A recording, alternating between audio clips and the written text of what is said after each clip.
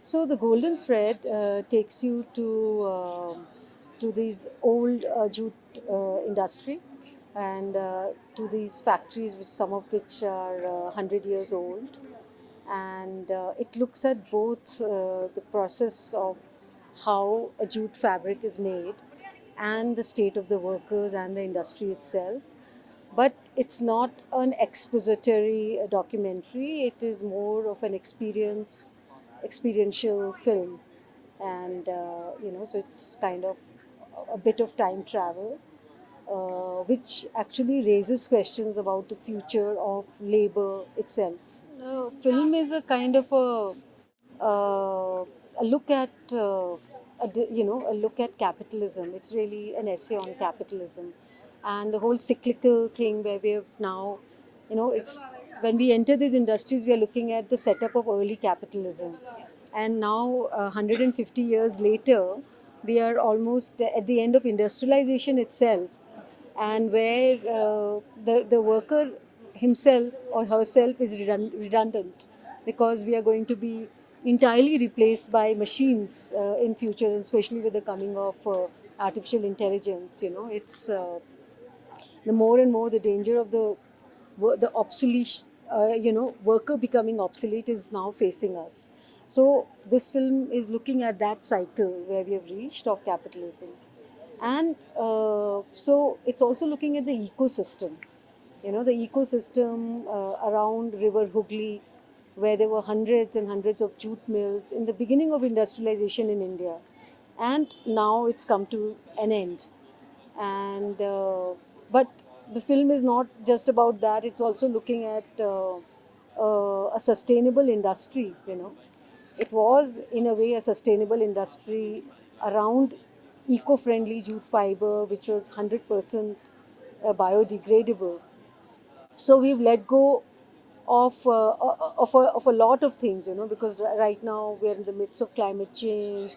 We are, talking about plastic pollution, and here we had a lot of things going for ourselves, except for how the workers were treated. So the film is kind of hinting at a lot of these things and hoping to raise a dialogue about it. I wanted to look at various things, also because most people today, consumers, don't know the process behind uh, what they are consuming. It could be a jute bag, or it could be a plastic bag, or it could be something else. We hardly know what goes into the making of it, or what happens after we dispose it, right? So that's one layer of the film. Right? The other is, showing the process. The other is, really opening out these factory floors and what this work means. So, following the workers. So through the workers, we see the whole process. Through the laboring body, we see the whole, process of jute making. So that was the idea, to open out these spaces uh, through the workers. So a lot of the inspiration for sound design uh, comes from the fact that, because the film is experiential and we don't want to say so much in words, but make people experience, we also needed sound to help us, do that. So in the film, not only like the machines are like create a symphonic effect, and the jute also, we've given sound to the jute itself. But why have we done this? Or to the cycle? It's to really bring attention to these elements, because the cycle was like a symbol of the worker, of industrialization, to bring our focus to the cycle, then to the jute, to the fiber itself, that and make it almost give it become a character. Then the industry becomes a character. The factories become a character, right? The machines become a character. So all these are equal characters in the film, including the workers. And to animate these and to bring your attention, we needed the sound to be able to bring the attention of the viewer to these elements. Because these things cannot be said; they can only be felt. Any conversation about workers has gone out of the media. Nowadays there is either there are no films in the mainstream about workers, there are hardly any documentaries about workers, there are hardly any articles about workers' conditions. Forget not just the jute industry. The jute industry is way of beyond. It's totally invisible. People don't know about this at all. But even sweatshops in our own city, we don't know anything about, and we are totally we are not concerned about it. All these workers and millions of workers have been totally made invisible by our media, all kinds of media, even by documentaries. So I feel that for me to, it was very important for me to bring that compassion back to the worker. Then how do I do it?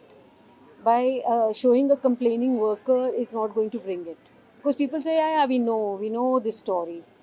You know this story, but your compassion is gone. So an attempt to do a film in this way, was a way to also bring back the focus on what's happening to our workers, or the despair, or the hope, or the resilience.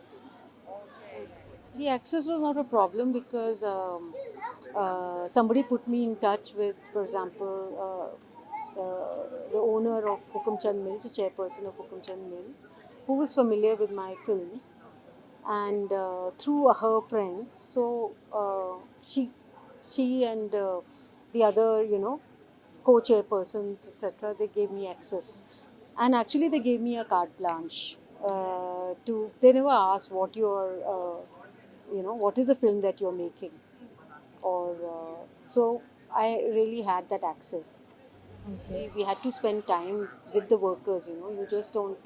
I was going over months and years to be able to shoot like this. You have to, they have to become familiar with you, but that's difficult, also because with some people who have been in the mill, who are not temporary workers, who are permanent workers, they came to know us because they would be in the same department, but there's a lot of shifting population over the years. So it's not like, wasn't 100% sure that you would meet the same person that you had met before, or in the same section, or in the same shift.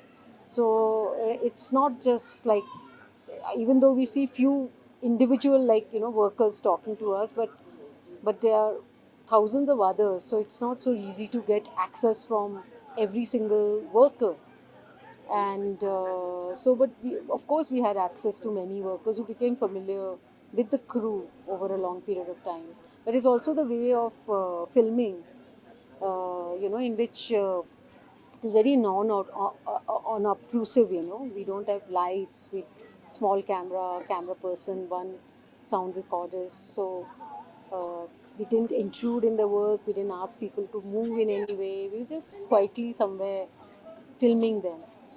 And over the time they realized that, we are not here as surveillance people, or, critical of them, but very much telling their story.